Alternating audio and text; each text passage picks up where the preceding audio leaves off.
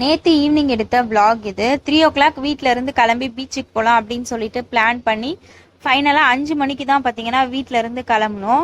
இந்த மாதிரி யாரெல்லாம் வந்து இந்த டைமுக்கு பிளான் பண்ணி ரொம்ப லேட்டாக தான் கிளம்புவீங்க அப்படின்னு சொல்லிட்டு மறக்காம கமெண்ட் பண்ணுங்க. நாங்கள் கிளம்புனதே வேற ரொம்ப லேட்டு. போகிற வழியிலே பார்த்தீங்கன்னா வண்டியோட கிளட்ச் கேபிள் வேற கட் ஆயிடுச்சு.